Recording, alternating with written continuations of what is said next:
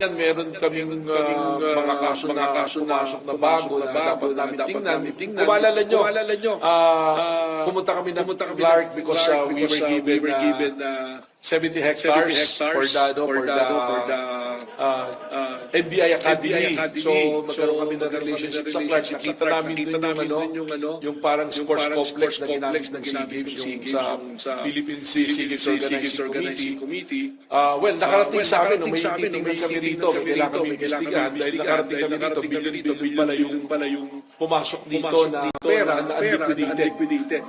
At merong private company rito na na-involved na binayaran ng 10 billion at ang pagbabayad insertion sa GAA na hindi binayad. So ito, imbestigahan namin. Malaking kaso rin ito. Ay, iba pa yun. Yung sa Caldero na kaso, I think, it's ongoing, pero sisilipin na rin namin. Ito yung tungkol dun sa it's a Malaysian company na sila yung nag-build itong parang sport area na to. Walang bidding. Tapos nabayaran ng mabilisan na 10 billion yung halaga, congressional insertion. So, sisilipin namin to. Katunayan, meron kaming mga kaso na pumasok na bago na dapat namin tingnan. Kung maalala nyo, pumunta kami ng park because we were given I think that's it. 70 hectares for the NBI Academy. So, magkaroon kami na rin. Senator Judge Pia Cayetano is recognized. Rest assured, Mr. Presiding Officer and dear colleagues and parties, I will not belabor this point. I will not stay long. But clearly, from the statements of Director Matibag, malaki daw kaso to. Naimbestigahan na niya? Alam niya ng malaking kaso? Paano niya nalaman?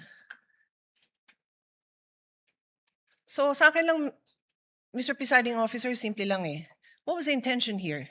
To distract the minority floor leader, who is one of only two lawyers right now, because our other lawyer was already carted off somewhere. So dalawa lang kami. So you want to distract him. So ako na lang ang tatayo dito. Hindi na siya makakapag-aral. Yung ba intention? Because it is clearly the intention. The fact that he has to stand up, the fact that I have to stand up, the fact that Senator Robin has to stand up, he is distracting us from our job. As Senator Alan said, he could do it quietly. Go ahead. Anong purpose niya? Nagyayabang siya? What's the purpose? Is he trying to intimidate us not to ask him tough questions when he is our resource person next week? I do not know. But those statements, those actions are not acceptable, possibly contemptible. So I ask the presiding officer and you, my dear colleagues, let's think about this clearly. I will stop now. As Senator Pangilinan said, we can take this up on Monday. Salamat na pinagbigyan niyo ako na mapanood natin at pag-isipan natin.